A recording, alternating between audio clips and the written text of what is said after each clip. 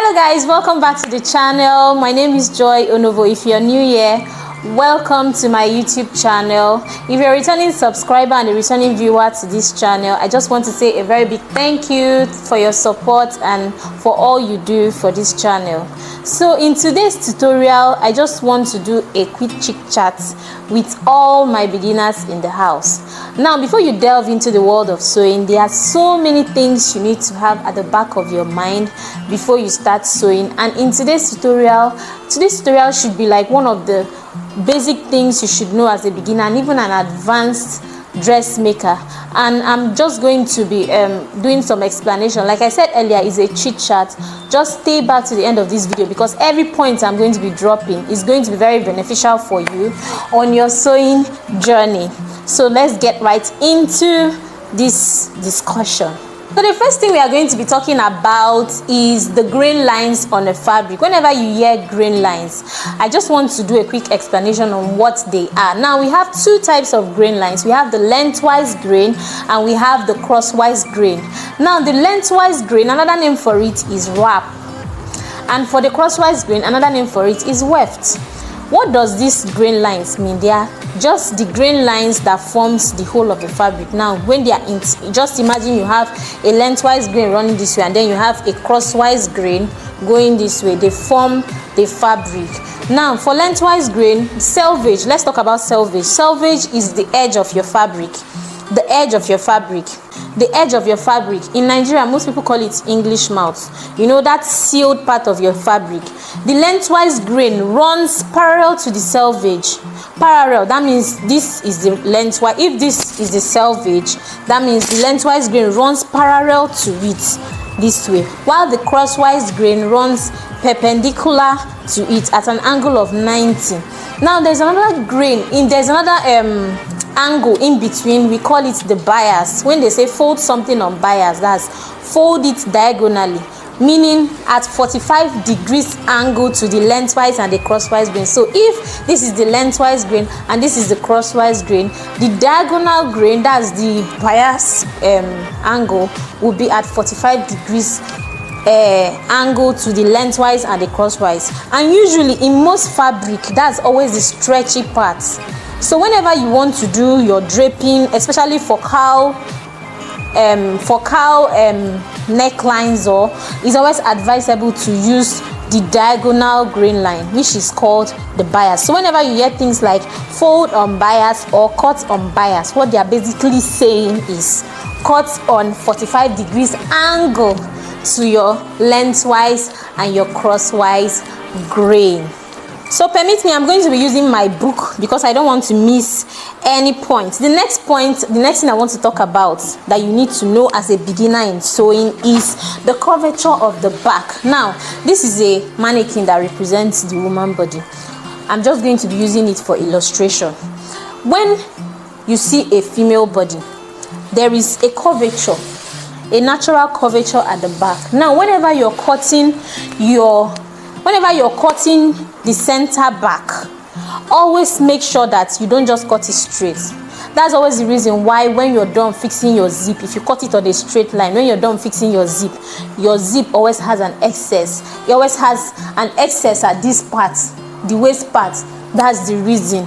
Always go in by 0.75 or 1 inch whenever you are cutting the center back of your cloth. It's just a trick, and that's why I'm just sharing it with you. If you don't do that, because of this slight curve at the back, there's going to be a bulge there at the zip part, and the zip is going to be folding. That is the reason why your zip is always folding. So whenever I see questions like, why is my back center back or my zip always folding, that is the reason. Now the next point I want to talk about is the neck positioning.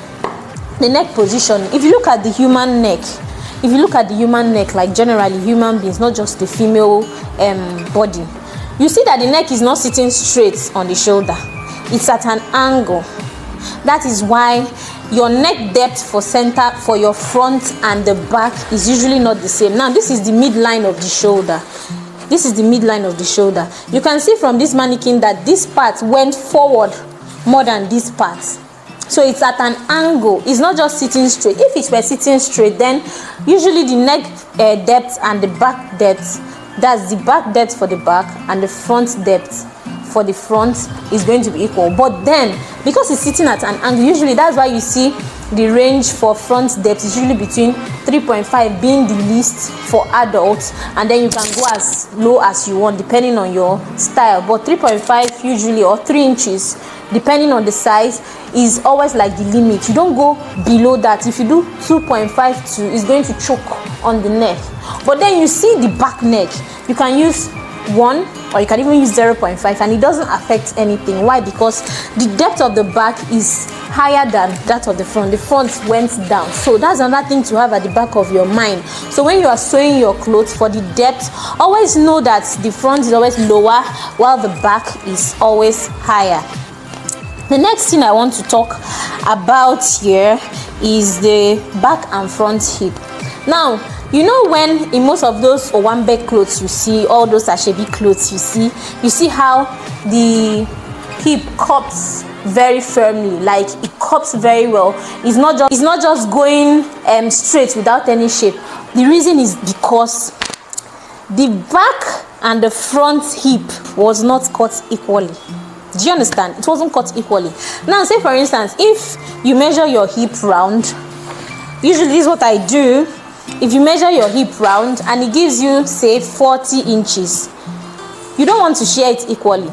You will not give front 20 and give back 20, no.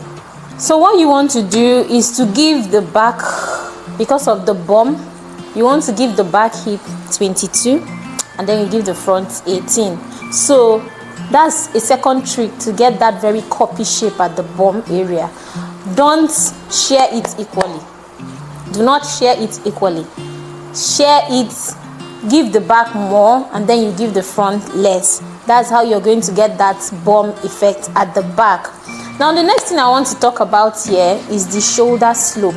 Shoulder slope. Whenever you're sewing a cloth, whenever you're sewing a dress, you don't want to make the shoulder line just straight like this. No, you don't want to do that. There is a slope, as you can see. There is a slope on the shoulder. The shoulder is not just straight, sitting straight. So whenever you're cutting, whenever you're doing your cutting and you don't put a shoulder slope, you don't come down on that shoulder line, then when you are done, if maybe you are sewing a sleeveless dress, there's going to be some gaping here, like it's just going to rise up, because why? There is no slope there to make it lie smoothly on the shoulder. That's another thing I want to talk about. Now the next thing we are going to be talking about is direction of your measurements. We have, like me personally, when I teach, I like to teach based on direction so that you don't get confused and you don't mix it up.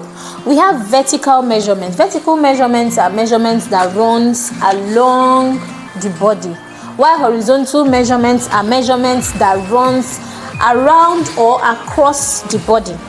Now listen, I said two things: around or across. Now this is around the body, round the body.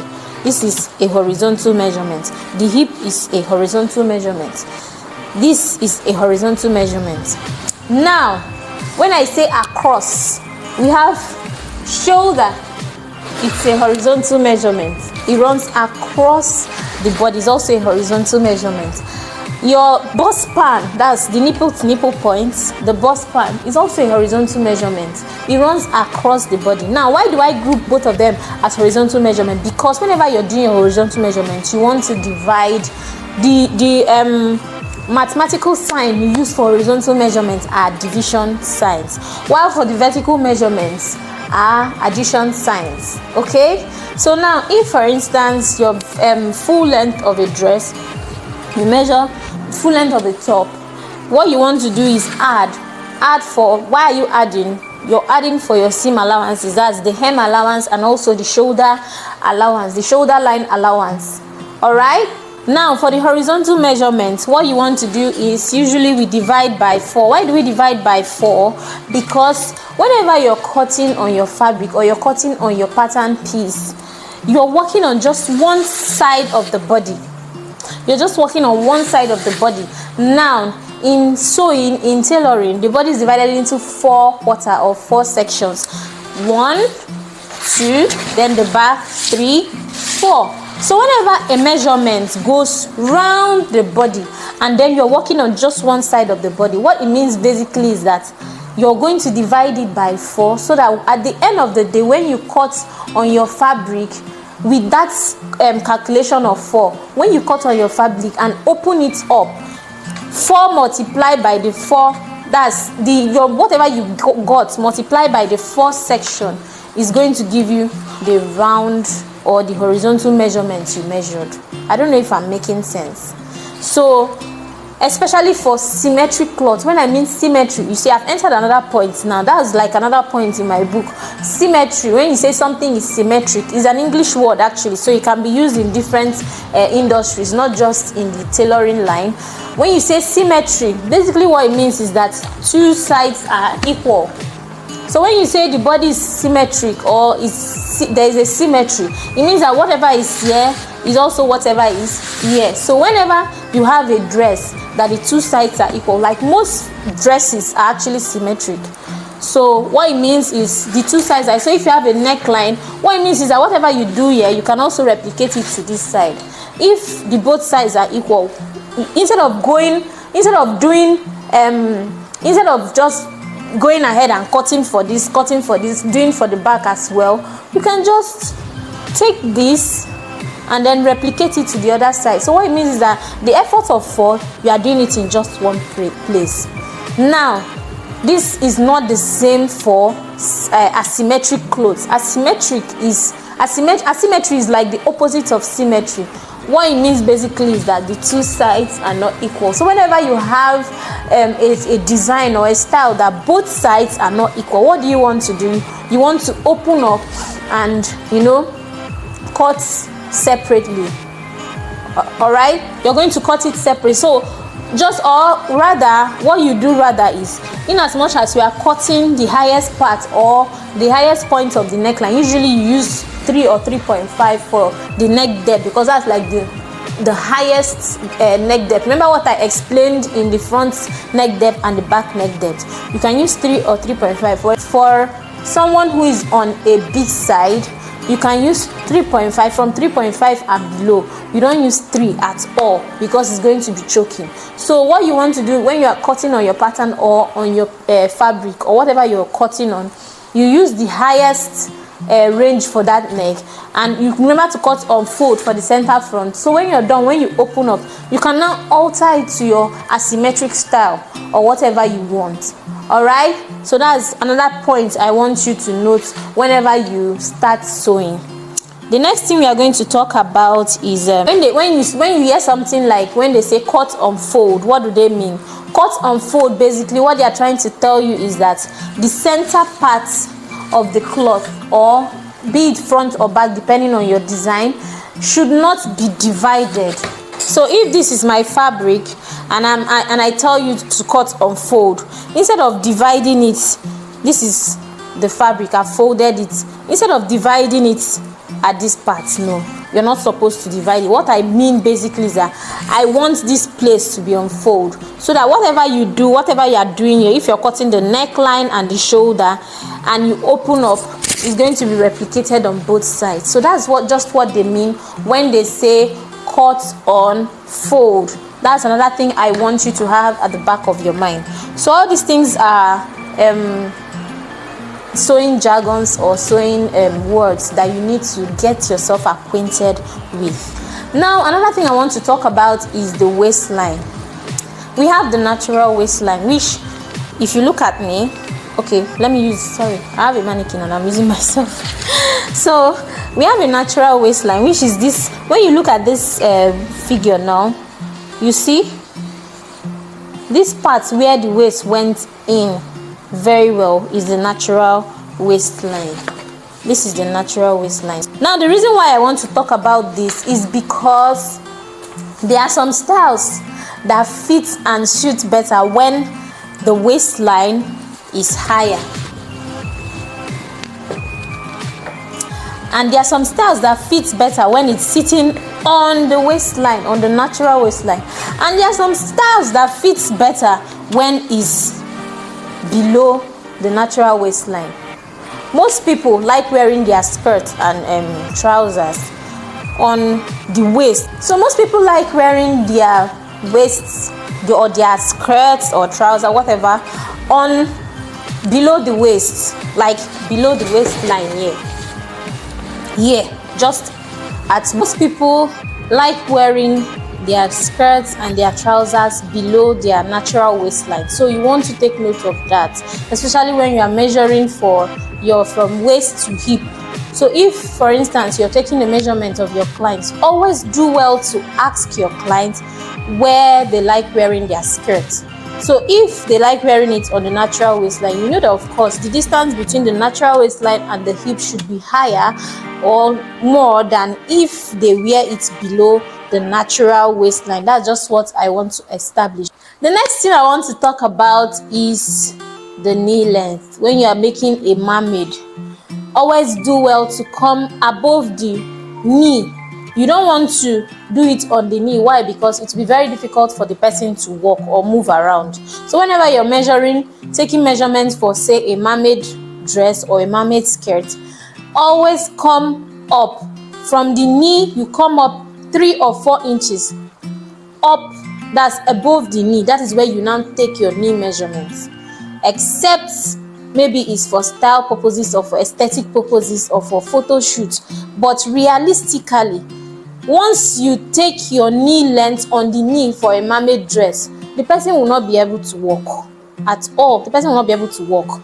So you want to come up. That's why you see most times when ladies are wearing a tight skirt or a tight gown on the knee part, whenever they want to walk, they raise it up. Why do they raise it up? They want the tightness to come up above. That way they can walk freely. So you want to apply the same logic whenever you're cutting a dress. You don't want to take the knee length for a mermaid dress directly on the knee. You have to come up 4 inches or 3 inches above the knee, and then you take it from there. Okay, so I'm just going to stop here in this video. I just decided to put this out here because I feel most beginners will be finding it difficult understanding some of these things. So I just decided to make it known to you. If this video was very helpful, please don't forget to subscribe to my channel as I bring you amazing videos and tutorials like this.